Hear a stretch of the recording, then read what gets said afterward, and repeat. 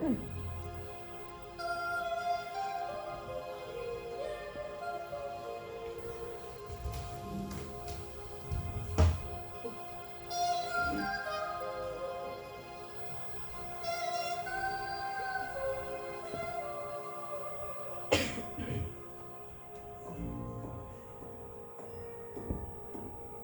dark time, there was a wealthy man whose wife became fatally ill.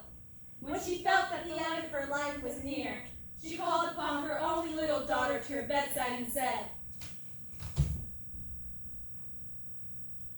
"My darling girl, always try to be good, like you are now, and say your prayers. Then God will look after you, and I will look down in heaven and protect you." When she said these words, she closed her loving eyes and died. The young girl went out every day to cry beside her mother's grave. When winter came, the snow put down a white shroud on the grave.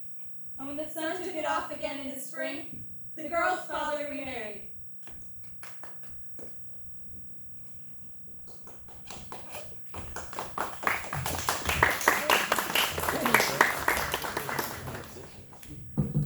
His new wife brought them 2 daughters to live with them.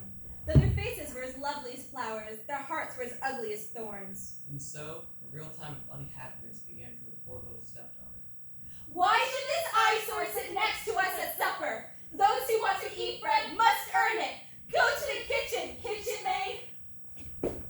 They stole her pretty dresses and made her wear an old gray smock, and forced her perfect feet into wooden clogs. Ooh, la-di-da! Doesn't the proud princess look elegant today? Their bright, mean eyes gleamed at her as they laughed at her and put her in the kitchen. She had to do all the hard work from dawn till dusk.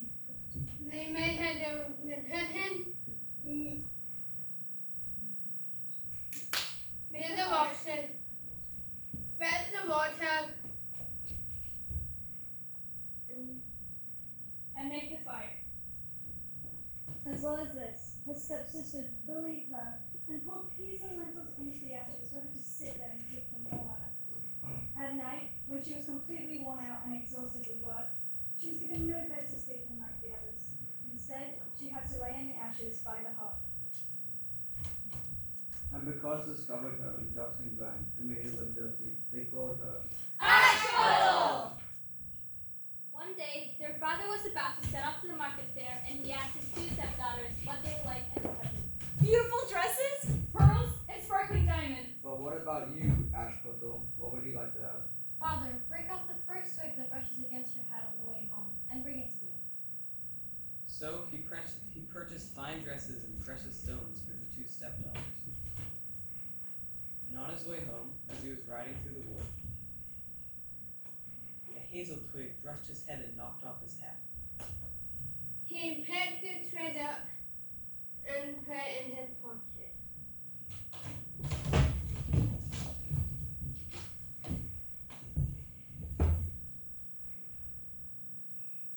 As soon as he arrived home, he gave his stepdaughters what they had asked for. How her eyes widened. And to Ashputtel, he gave the twig from the hazel bush. She said thank you, went out to her mother's grave, and planted the twig on it. She was so unhappy and cried so much that her tears watered the twig as they fell, and it grew into a beautiful tree.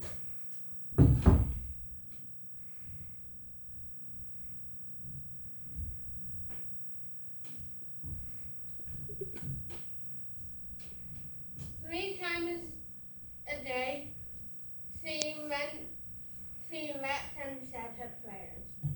Each time, a little white bird came and perched on the tree, and whenever Ashputtel wished for something, the bird would drop whatever it was down at her feet. This time, the king decided that his son must choose a bride, so he announced a feast would be held.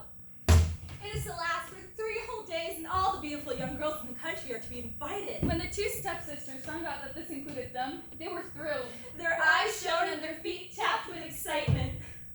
They called Ashputtel and said, "Comb her hair, Brush and polish our shoes, and fasten our buckles. We're going to the wedding feast at the royal palace." She had done as they ordered, but she had cried while she hadn't because she wanted to go to the dance as well. She begged her stepmother to let her go, but she sneered. "You kitchen tramp, look at yourself. Do you want to go to the ball all dusty and grimy? You haven't any shoes or dresses, So how do you think you're going dancing, you silly slut? But when Ashputtel kept pleading and pleading, her stepmother finally said, See here, I'll pour 2 bowls of lentils into the ashes. If you can pick all the lentils out in an hour, then you can come with us to the ball.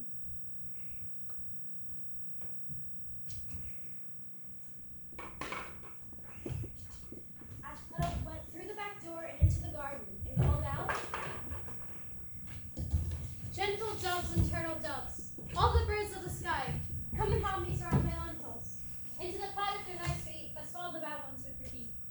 First flew in the white doves, and then after them came the turtle doves. And the other birds then came swooping in, crowding in, and landed on the floor around the ashes. The doves nodded their small head and began pick, pick, peck, peck, and the other birds joined in, pick, pick, pick, peck, peck, peck, and put all the good lentils into the bowl. The birds were so quick and efficient that they finished putting all the lentils back in the bowl within an hour and pulling back after eating.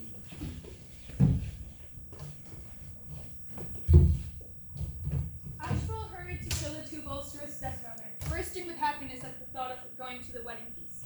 But her stepmother snapped. It's no good. You can't come because you haven't any fine dresses. You haven't any shoes, and you can't dance, and we'd all be ashamed of you. She slipped off with her 2 proud daughters. When everybody had gone and the house was empty, Ashputtel went out to her mother's grave under the hazel tree and called out,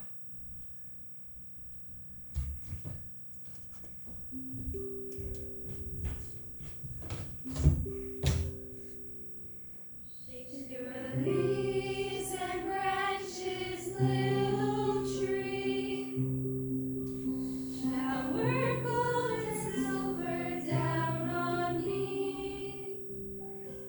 Shake your leaves and branches, little tree, shower gold and silver down on me. And the 2 white birds threw down a golden and silver dress, and a pair of slippers embroidered in silk and silver. quick as a smile, Ashputtel put it all on and hurried to the feast. She looked so beautiful in the golden dress that her stepsisters and stepmother didn't realize that it was Ashputtel.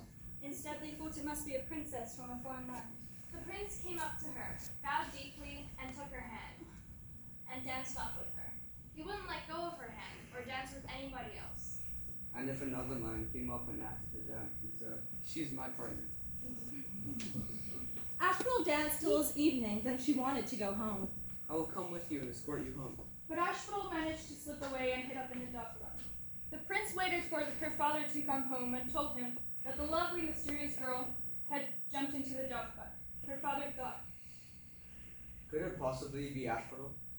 So he sent for the axe and the pick and broke into the dove hut. But it was empty. When the others came indoors, he they saw only grubby little Ashputtel lying among the ashes in her dirty clothes, with a dim little oil lamp flickering at the fireplace.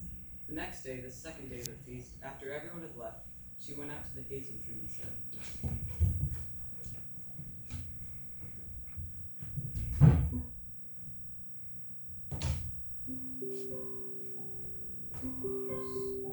Shake your leaves and branches, little tree.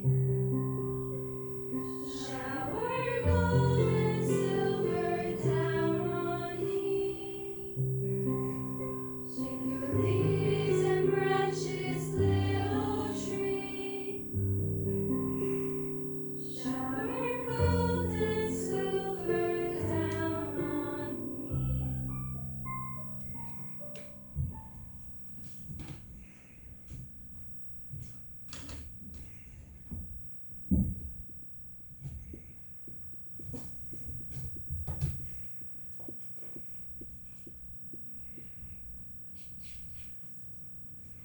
She's my partner.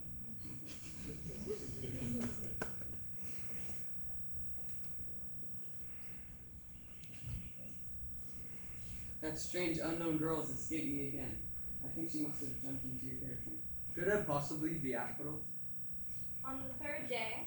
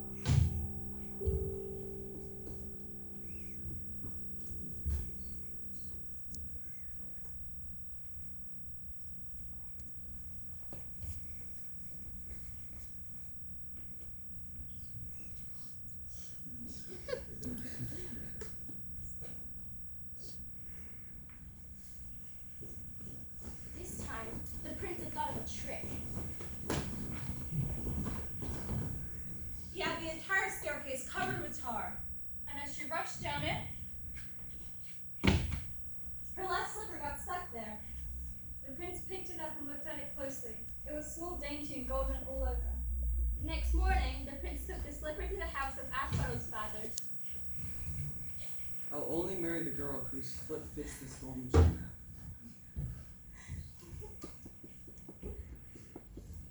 The two stepsisters are thrilled because they have beautiful feet. The elder sister took the shoe up to her room to try on, with her mother looking beside her.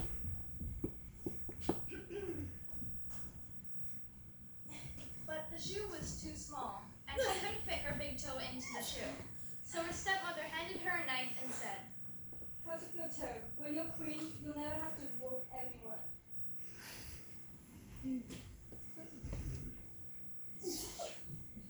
She gritted her teeth against the terrible pain and went back to the prince. He saw her foot in the golden slipper and took her as his bride, and they rode off on his horse. But their way took them past Ashputtel's mother's grave, and in the tree were two birds calling. Rookity-coo, there's blood in the shoe. She chopped off her toe, it was too wide. She is not your rightful bride. The prince looked at his foot and saw the blood oozing out. He turned around his horse and rode straight back to the house and said that she was the wrong girl and the other sister must try on the shoe. The second sister took the shoe to her room and managed to slip her toes into the shoe. But her heel was Cut off a slice of your heel. When you're queen, you'll never have to walk anywhere.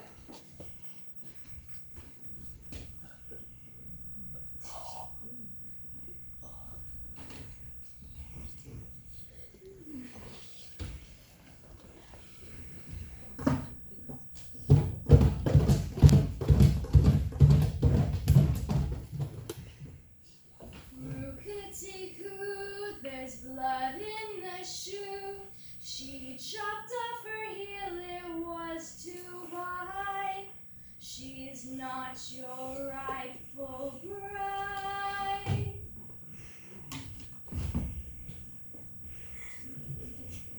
You have another daughter.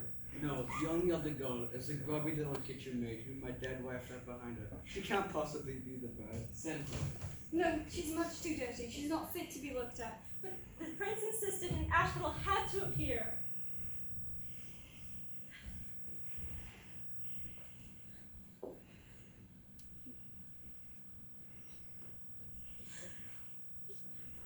She's my rightful bride.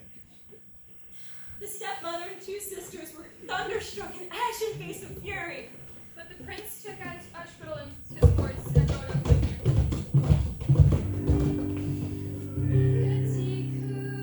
A perfect fit in a golden shoe. Her foot is night along no wide. She is your rightful bride.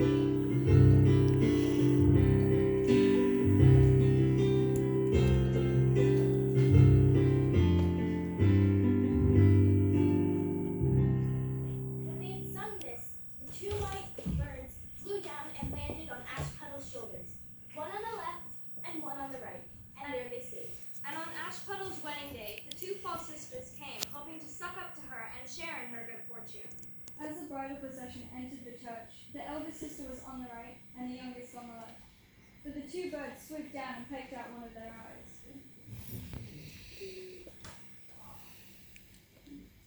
As they left the church, the elder sister on the left, And the youngest on the right. the rest of the doves swooped down and picked out the rest of their eyes.